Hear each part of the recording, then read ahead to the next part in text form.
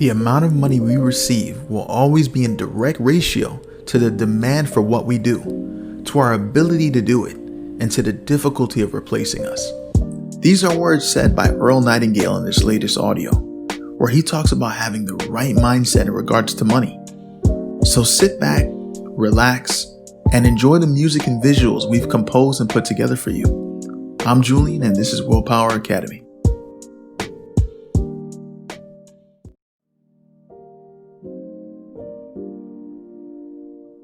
Let's talk about money. Men and women have been concerned about money since the first coin was fashioned in Asia Minor about 700 BC. You might say that money's like good health, in that we're concerned about it to the extent that we don't have it. The purpose of this message is to get down to basics, to clear the air surrounding the entire subject of money. To do this, I'm going to have to get absolutely elementary, and while you may already know most of the things I'm going to say, I think it's important that we remind ourselves just exactly what money is, how much of it is enough, and how to earn the amount of money you need to live the way you want to live now and in the important future years. To begin, let's get rid of the old myth once and for all that money is bad or unimportant. It is not bad, and it is important, vitally important.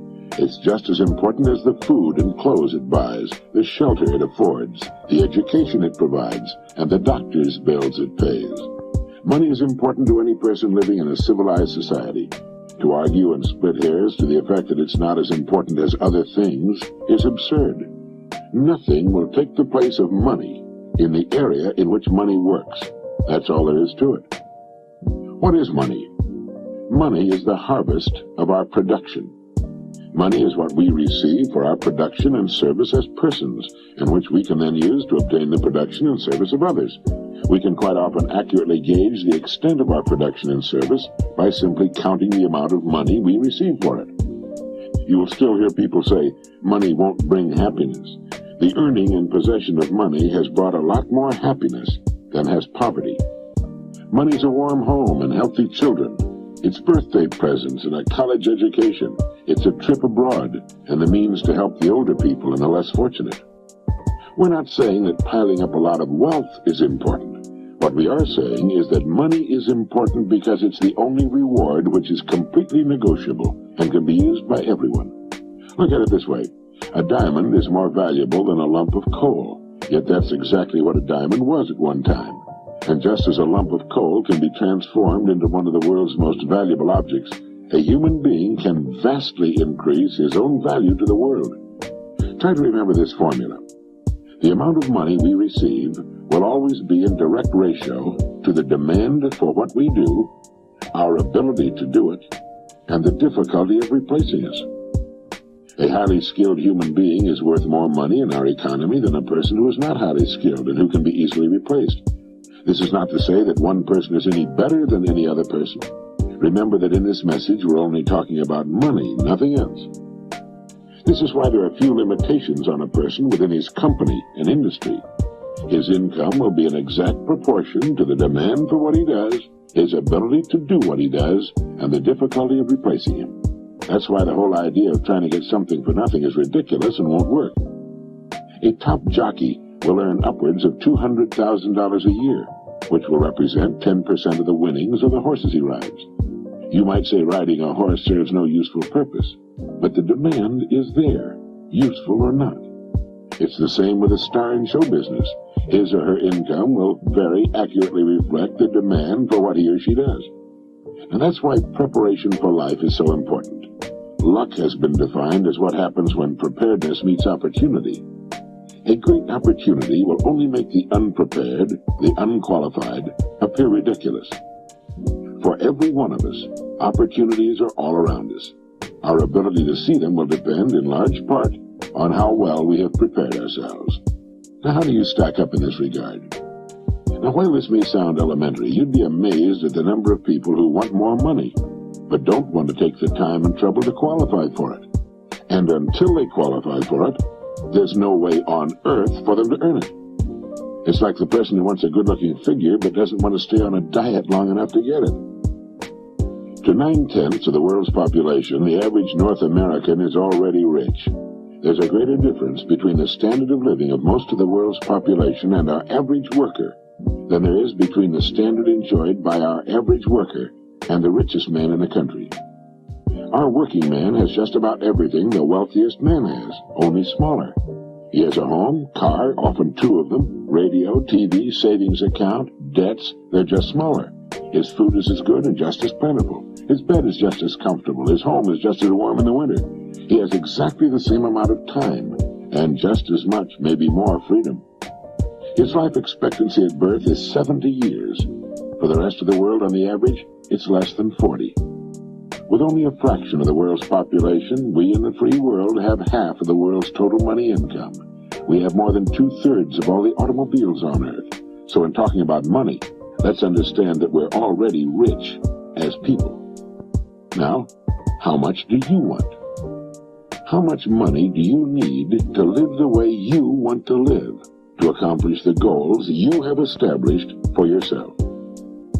Most people think they want more money than they really do, and settle for a lot less than they could earn if they went about it the right way. The world will pay you exactly what you bargained for, exactly what you earned, but not a penny more. You remember the poem that goes, "I bargained with life for a penny, and life would pay no more"? Well, that's about it. We will receive not what we idly wish for, but what we justly earn.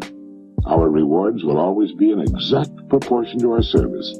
If you don't like your income, you must devise ways and means of increasing your service. And this is an individual thing. No one can do it for you. Although you can get ideas from others, your service must come out of you, your mind, your abilities, and your energy. A strong man cannot make a weak man strong, but a weak man can become strong on his own by following a specific course of action for a sufficient length of time. And a man who's already strong can become a lot stronger. It's the same with this business of money. A man who refuses to do more than he's being paid for will seldom be paid for more than he's doing. You may have heard someone say, "Why should I knock myself out for the money I'm getting?" Now, it's this attitude which, more than anything else, keeps a person at the bottom of the economic pile. He doesn't understand that only as we grow in value as persons will we receive the increased income we seek. If we try to stand still in our work, and millions do, we'll never know the rewards, nor the joy of accomplishment and the personal satisfaction and peace of mind which come only to the person of unusual achievement. There are two distinct steps we must take. First, we must decide how much money we really want. Once this decision is made, the second step is to forget the money and concentrate on improving what we now do until we've grown to the size that will fit and naturally earn the income we seek. Once we're fully qualified for the amount of money we decide to earn, we'll soon find ourselves earning it. And we'll also discover that with our new powers and abilities, it's no more difficult, perhaps even less difficult, than what we're now doing for the money we're now earning. Now ask yourself, how much money am I perfectly willing to earn?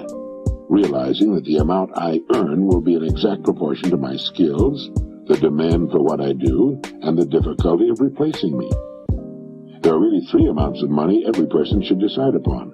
One, the yearly income he wants to earn now or in the near future. Two, the amount of money he wants to have in a savings and or investment account. And three, the amount of money he wants as retirement income, whether he ever retires from active work or not. Now it's here that most people make a very serious mistake. They never decide on any one of these three amounts of money.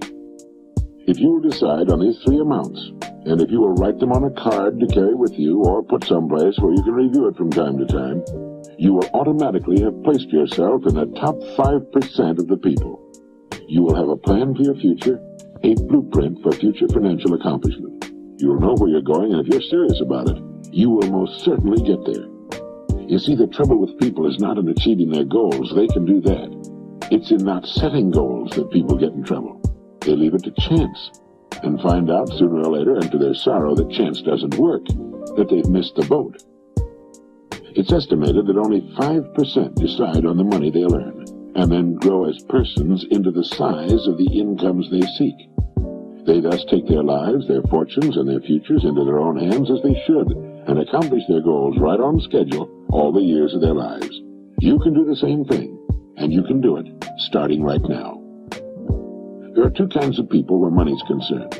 There are the majority who cut back on their wants to fit their incomes, and there are those free spirits in the minority who make their incomes fit their wants. Now, which is best for you? You must decide. Ben Franklin gave us the secret to wealth. He said the road to wealth lies in augmenting our means or diminishing our wants. Either will do, but the quickest way to wealth is to do both at the same time. Now, when you write down the yearly income you mean to earn, you no doubt know whether or not it's average for the work you're in or above average. The chances are good that the figure you'll decide upon will be above average, perhaps quite a bit above average. That's good. Now ask yourself, who in my line of work is now earning that kind of money? If you know, you'll have a good idea of what you have to do in order to earn it. Now, this is exactly how men move from the ranks into positions of top authority with corresponding incomes. I have no way of knowing your line of business. Regardless of the business you're in, it needs new leaders, men to come up in the years ahead. Everything is expanding, getting larger, and with the increase in size and scope, the most desperate need is for the dedicated, able person who can learn to lead the field, and to lead others as well. Some of the top executives in the nation today were once accountants, shipping clerks, struggling lawyers, service station attendants, salesmen far out in remote territories, sales clerks, mailroom boys, mechanics. You cannot think of a position from which people have not climbed to the top. Understand what I'm going to say, and it'll bring you and yours everything you want. It's not the job, it's the person. It's not your present circumstances which count, but the circumstances you make up your mind to achieve that are important. The only limit on your income is you. And the income you decide upon can be achieved within the framework of your present work, industry, or profession, where you already have a start and a place. All you need is the plan, the roadmap, and the courage to press on to your destination, knowing in advance that there will be problems and setbacks, but knowing also that nothing on earth can stand in the way of a plan backed by persistence and determination.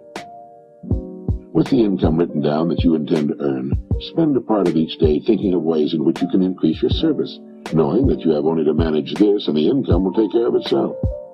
Since the amount of money you want to earn is more than you're now receiving, your part of the bargain is to find ways of increasing your service until the gap has been bridged, and more than bridged. Look at your card, with the 3 amounts written on it. By setting a financial goal, you're demonstrating faith. You'll find that you'll begin to become what others call lucky. You'll begin to get good hunches and ideas. You'll take far more interest in everything about your work and your company. You'll see opportunities in your work and environment you've never noticed before. In fact, you'll soon discover you're no longer the same person. You'll care less how others are doing their jobs and concern yourself more with the manner in which you do yours. By your example, you'll inspire others to do their jobs better. Have faith in yourself and the quiet, firm inner knowledge that you can and will accomplish your goals. Know that the answers you seek will come to you in their own time if you only keep looking for them. Above all, realize that money cannot be sought directly.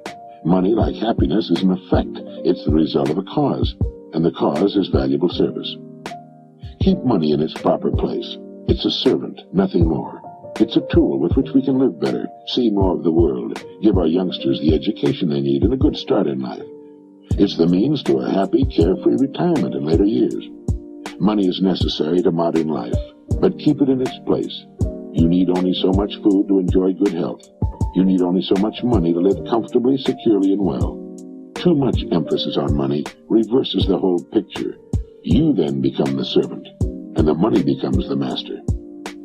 As Horace Latimer put it, it's good to have money and the things money can buy, but it's good, too, to check up once in a while and make sure that you haven't lost the things that money can't buy. Every person should know happiness in his work and home, and prosperity. These things can and should be yours. Now, play this message as often as you can during the next week. Fix your plans firmly in your mind, and relax. Keep cool and calm. Be as serene as you possibly can be. You have nothing to worry about. Right now, you may have no idea at all how the additional income you seek is going to come to you, nor how you're going to save the amount you want in a savings account, or how you can possibly arrange for the retirement income you've decided upon. That isn't important. Remember that the only really important thing is that you know what you want, If you do, you must become what you think about. Be realistic about your financial goals, for as you reach them, you can then set higher goals. Trying to jump too far too soon can often result in confusion, tenseness, and worry. Take your growth in sensible, logical steps, remembering that the big thing is that you know what you want, and that you realize your rewards will match your service. That is, that you must devise ways and means of actually becoming the person who is worth the amount of money you have established for yourself. A person may be worth more than he's getting for a while, but the two will match up. They have to. In fact, unless a person is worth more than he's now receiving, he cannot move ahead. He's receiving all he's worth. It all gets back to the great law that controls everything in the universe, cause and effect. The cause must precede the effect, or the effect cannot occur. This is why people who try to get something for nothing are only fooling themselves and earning the disillusionment and frustration they must one day reap. You can have what you want. You need only make up your mind.